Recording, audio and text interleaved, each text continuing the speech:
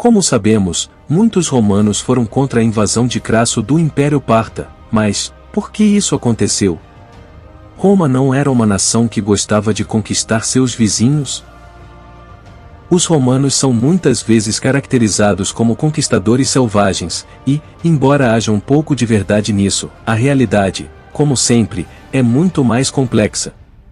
Para uma civilização com mais de 2000 anos, é incrível o quão avançados os romanos eram.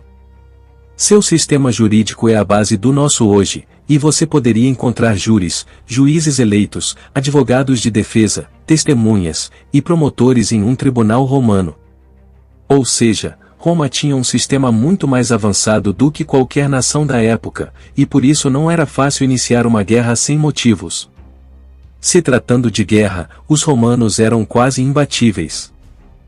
Não porque seu exército fosse tão grande ou porque seus generais fossem tão sábios, mas porque eles não aceitavam a derrota.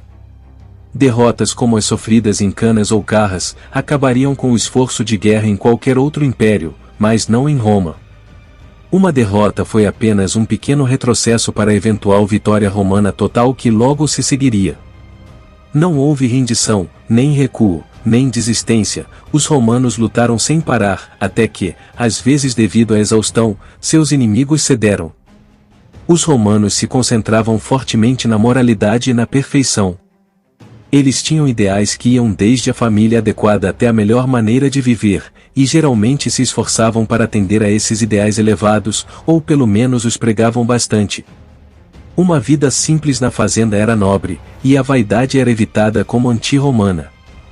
Direitos e justiça eram valores na Roma antiga, e, como esses valores foram deixados para trás, Roma foi se declinando cada vez mais. Se algo não funcionasse, Roma o abandonaria e descobriria o que iria funcionar.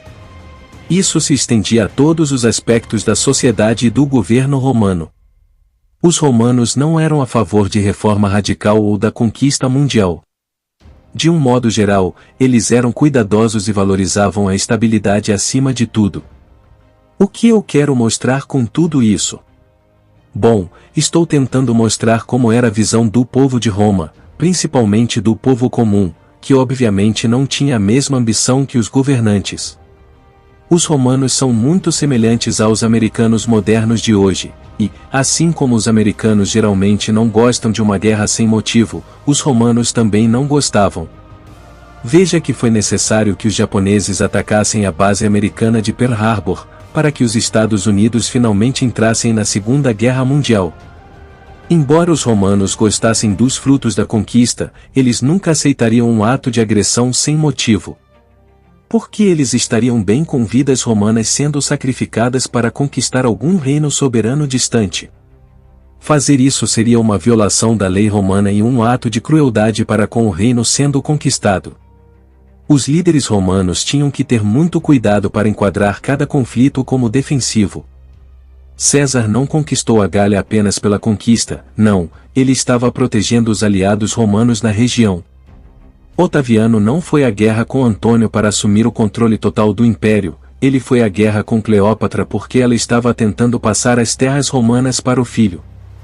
A maioria dos líderes romanos, praticamente todos eles, sempre encontraram justificativa legal para a guerra. Crasso era uma espécie de exceção aqui. Ele estava desesperado pela glória quando sua vida começou a chegar ao fim. Ele derrotou Espartaco, foi cônsul, e era muito rico, mas era conhecido apenas por ser um cara miseravelmente rico que todos odiavam. Então ele simplesmente marchou para conquistar a Pártia sem nenhuma justificativa. Isso era raro, e os romanos reagiram como seria de esperar. Não há realmente nenhum outro exemplo específico do povo se opondo a uma guerra assim em Roma. A razão é que os líderes romanos sempre enquadraram as coisas de uma forma que justificaria as ofensivas, ninguém era estúpido o suficiente para chamar uma guerra de conquista total. No início da República, houve guerras das quais os cidadãos não gostaram, e o mesmo vale para o Império. Mas, de um modo geral, este é realmente o único exemplo de guerra que causou tal agitação popular.